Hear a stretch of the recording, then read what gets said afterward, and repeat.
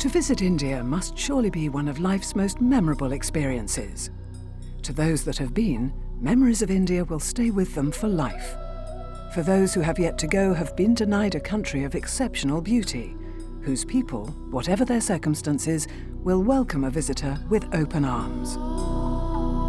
India is the only country where culture, language, color, it changes in every 15 minutes. And all of this lives under one umbrella. Every region of India, every part of India has a different craft, has a different culture, has a different art, and has a different art form. So it's very interesting. I mean, if you start looking around, you will find it's incredible how much is out there, you know. In this program, we discover the secrets of India's largest state, Rajasthan. We talk to some of the state's most influential figures and find out how some of the traditional craftsmen of today are still creating some of India's most sought-after treasures.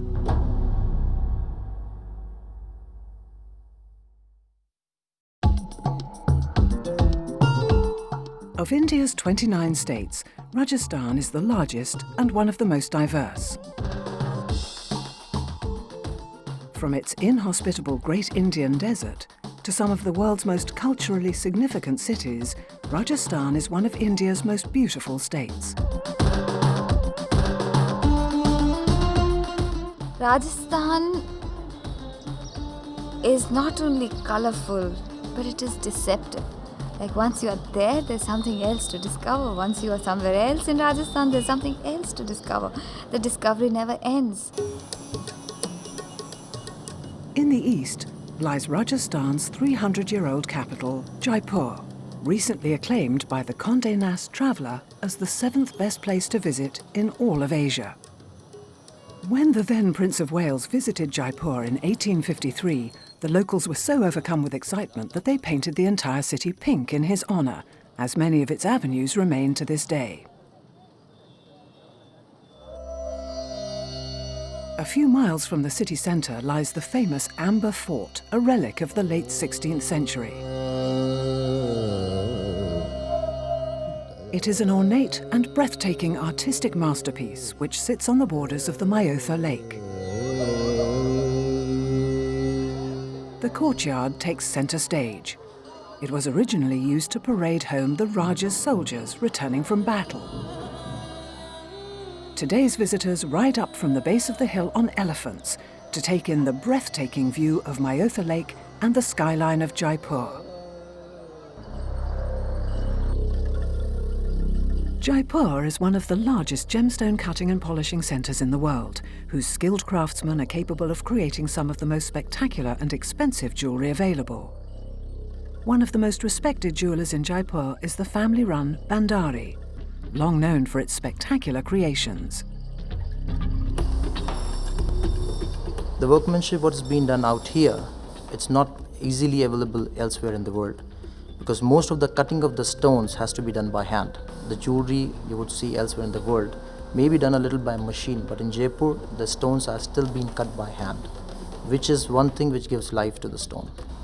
Every stone has some natural things inside the stones, so it's very difficult just to put it in a machine. What these people do, that takes at least experience of more than 5 to 10 years, because if they do a little mistake with one of the stones, you may lose thousands of dollars. Today, jewellery made in Rajasthan can be found for sale in most Western countries, and one such house making its name with global buyers, thanks to a celebrity following, is Amrapali. You know, like India has a very, very long history of doing very good quality goldsmithing, silversmithing. When I started designing, I used to collect old tribal silver pieces, and they used to inspire me a lot. There was a great demand for those pieces, and I could not find enough to sell. So I thought it's better, like I should start designing something which is inspired by Indian civilization, our culture, what we see around us, especially in Rajasthan. However, it is only in India that discoveries such as a never-before-filmed 250-carat polished sapphire can be found and bought. To view such a gem is by invitation only. It is a very discreet place. From outside you cannot see nothing. We have no any signing board. Anyone cannot walk and come inside. The people reach to me. There is the collectors. The person speak to other person. It is like word of mouth publicity. The house is of such beauty that in days gone by, Maharajas, their wives and families would visit for an evening's entertainment. Maharajah, when he wake up, he like to see his most beautiful jewelry, start his day. The blue sapphire, which is about 251 carat, I have a reset in a platinum, and I just show the border of with the diamond. This is generation of generation my business of the family of the gems. I never ever seen such a beautiful piece other place in the world. The ruby among the precious stone is a king of the king. What my grandfather used to say, if you have the beautiful ruby in a brokership, you can buy the diamond.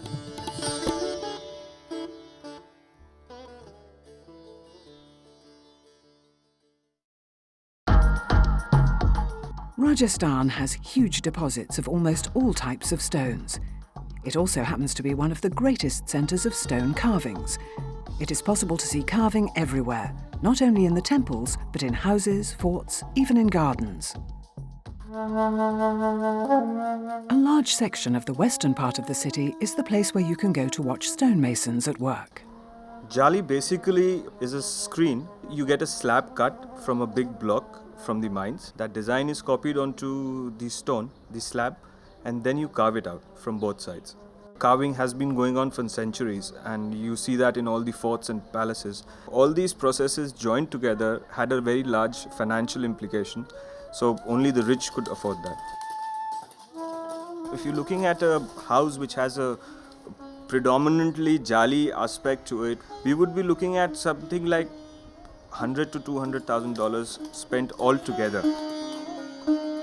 To become a top Jali craftsman of a high quality, it will take at least 10 to 15 years of work experience.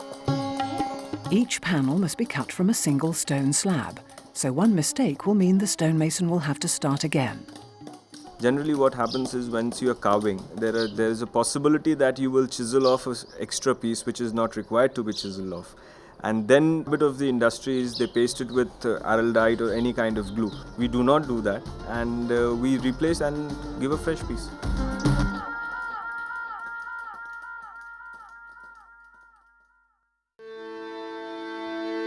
Eight hours' drive to the south lies the spectacular city of Udaipur. The intrepid English travel writer Rosita Forbes described it as like no other place on earth. The landmark of Udaipur is the Lake Palace Hotel, the Maharana's summer retreat built on a small island in the centre of Lake Piccola.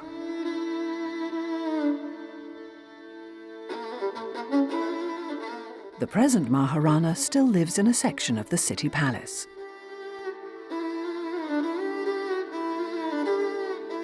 The family has been coming for 76 generations now, which is, to put it in number of years, it's 1500 years. It's the world's longest serving dynasty. That itself says a fair bit.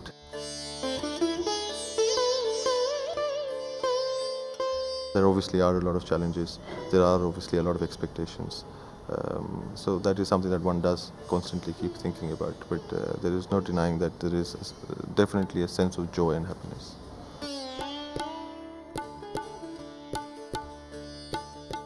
The people of Udaipur, obviously, we feel a great deal of social and moral responsibility towards them, and the interesting aspect in this is that they reciprocate the same feelings towards us as well. So that mutual bond that exists between the two, I think, is very, very strong. Miniature painting has been a tradition in Rajasthan for centuries. Udaipur in particular is famous for its tradition in this style of painting, and students here at the Rajasthan School of Art are working to keep it alive. Udaipur is the hub for the miniature painting. Main reason was that the colors we found in this Aravalli region, they are in abundance. So all the artists, they migrated here and they settled down here.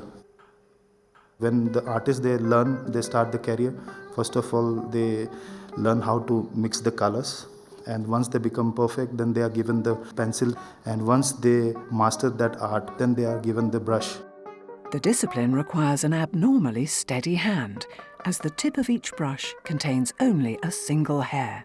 If you compare these brushes with the modern paintings, they are bigger in the size, more easy to work. But these ones, they are very fine miniature brushes. They are from the tail of the squirrel, chipmunk. To make the brushes, the animal has not to be killed, because after the death of the animal, they become very hard. So you have to cut them and then take the brush and use it. What basically decides about the price is the amount of detail that the artist has put into the painting, the time that he has actually given to those paintings, and the medium. Best of the miniature paintings can take him almost 1.5 to 2 years also, and that can cost around $15,000, $20,000. Coming up later, the Luxury Channel gets an exclusive invitation into the ancient world of the Maharajahs and discovers some of the finest and rarest textiles in the world.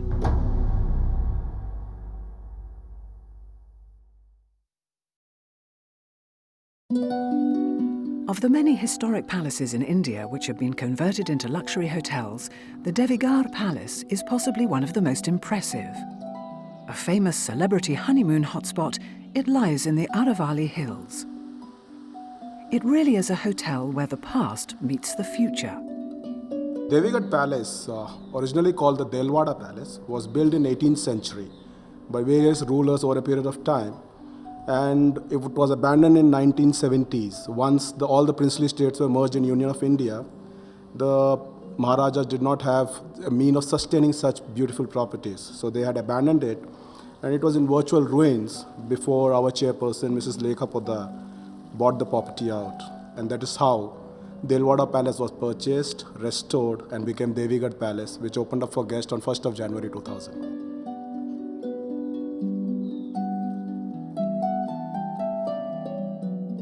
The way the buildings have been built, the heritage which it exists, a lot of people would like to keep it the way it is and try to do the restoration to bring out the richness of Indian architecture.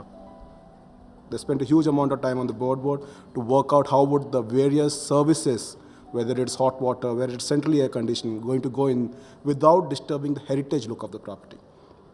They did not build anything which would have any way looked or disturbed the heritage setting. So Devigarh came up as an ancient and modern India coexisting together in harmony. A visitor to the hotel can expect luxury of space. All the suites are minimum 45 square meters, going up to 100 square meters for the presidential suite. Our garden suite would cost you around 18,000 rupees, while our presidential suite will cost you around 55,000 rupees right now. The fort is surrounded by lush green fields and mountains on 3 sides and overlooks the village of Devigarh. The combination of a traditional Rajasthani village, the towering fort and the temples makes for a fascinating mix. We provide both direct as well as indirect employment to our villagers. Indirect employment when we hire them to do our village walks. We do camel rides, horse rides, pottery. There is a NGO whom we are very much actively involved in uplifting of the life of the villages.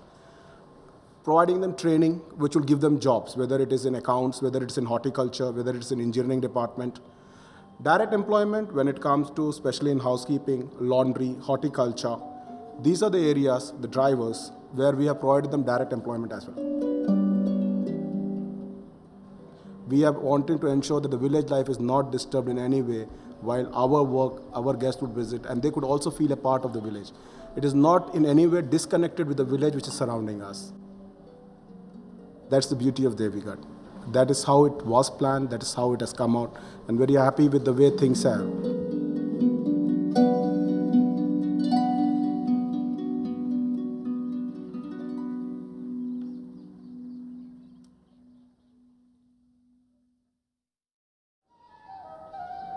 Another of the oldest of these converted palaces lies in the centre of the small village of Nimaj, on the Mumbai-Jath highway. Over the centuries, the Thakkars, or noblemen of Nimaj, refurbished the palace to their style. The present Thakkar is the 23rd generation to live in the palace. Mr. Bharat Singh runs the hotel with his 4 brothers. They run it in a traditional Indian way. This palace is called Nimaj Palace. This is 450 years old. Our family, they've been staying in this palace since it was built, and ours is the 23rd generation. My ancestors, they were the landlords of this village. We are right in the center of the village called Nimaj. By the villagers, we are still considered as the head of the family. We are called the Thakkurs of Nimaj. After 1957, when the state got dissolved, officially by the government, there is no such title.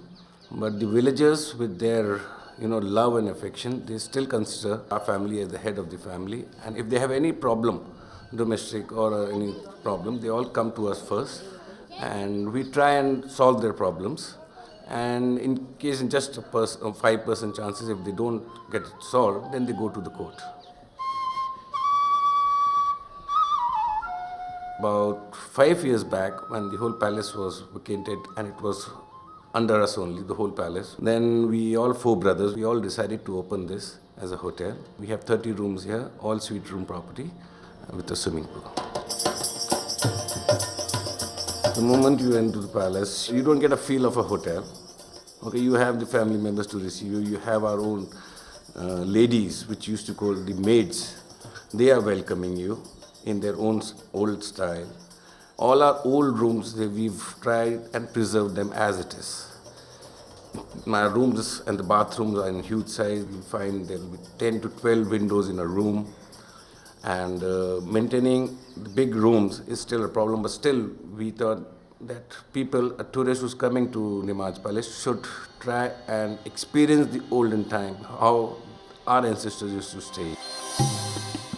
After breakfast, guests are encouraged to go out into the village to meet the locals, who still live with open sewers and are often visited by cows who are free to roam the streets.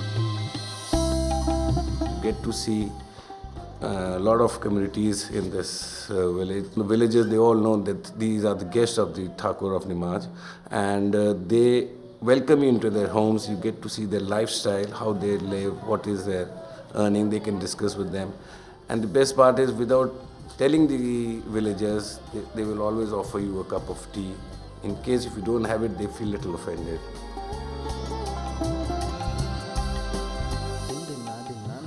So showing them all these things, they really feel that yes, this is the real village life. You don't see any touristic places. It's basically just the village life you see, really.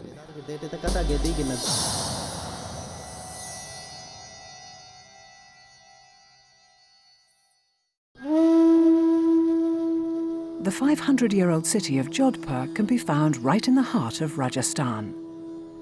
The indigo tinge to its whitewashed houses has earned it the nickname of the Blue City, and it's undoubtedly best viewed from the battlements of the Maharajah fort, sitting as it does 400 metres above the rooftops. In its 500-year history, it has never been successfully besieged. The fort was also built to protect some of the most stunning palaces in the whole of Rajasthan, and possibly the most impressive of these is the Umaid Bhawan Palace, one of the world's largest private residences. Under the watchful eye of the English architect Henry Lanchester, 5,000 men worked tirelessly for 15 years to build this sprawling residence. Umaid Bhawan is currently owned by the Maharajah of Jodhpur, who now runs the complex as a luxury palace hotel and museum. The city of Jodhpur is also famous for its textile industry, and one man who knows the business as well as any is Mukesh Jain, whose textile shop supplies international brands such as Hermes and Selfridges. The shop is impossible to find unless you have been tipped off, as it is hidden behind the facade of a typical tourist shop. As you can see on a ground floor, we don't even introduce ourselves what we are doing. We just keep a little mess on a ground floor, so people who walk down the street, they feel like we carry this crap, but there's nothing to deal with our business. You see, in India we call the beauty should be hide, so we just keep it on the first floor to 8 floors continue up. So we have a selective, like our own recommended customer who is coming to us, who knows us, and then we got a lot of word of mouth people are coming. As a secret, only for certain people.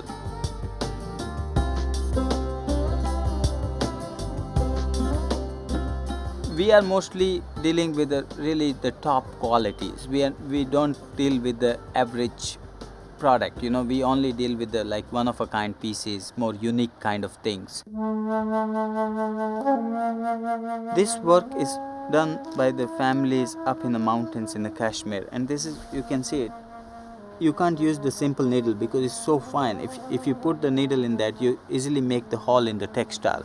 So this is done through the got hair, fine got hair they use as a needle, and then they pull the silk thread into the textile, flip it back, and then put it back from here. This is how they do this fine embroideries.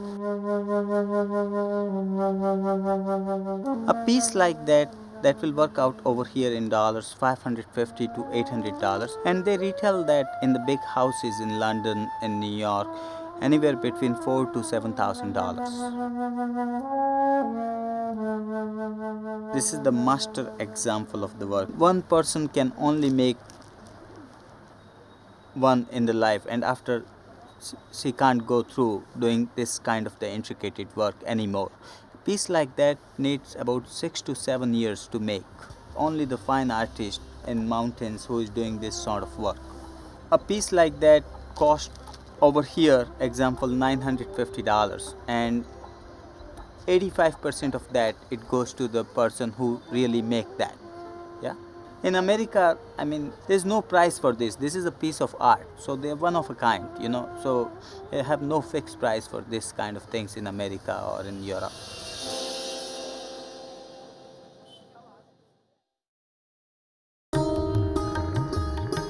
25 miles outside Jodhpur lives an ancient tribe, the Bishnoi.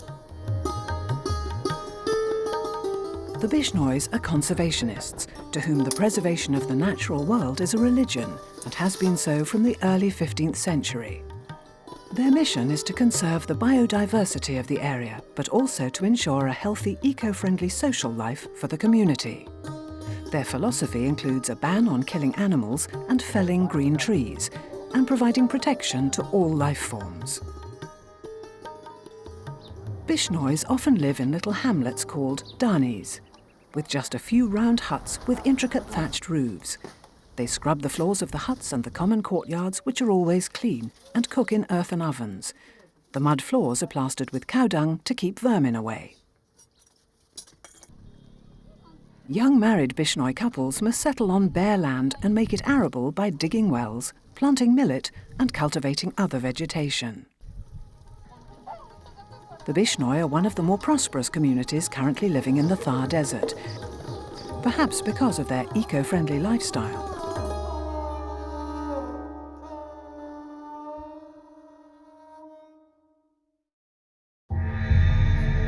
Situated at the foot of the Aravalli Hills and built in a traditional style using soft sandstone and pale pink marble, the prestigious Amanbagh Hotel was once the site of the Maharajah of Alwar's hunting lodge and his favourite retreat. It is consistently voted one of the world's top hotels. The stylish and now modern hotel still manages to evoke all the cultural richness, the princely pleasures, and the dramatic romance of the Mughal era, taking guests back to India's golden age.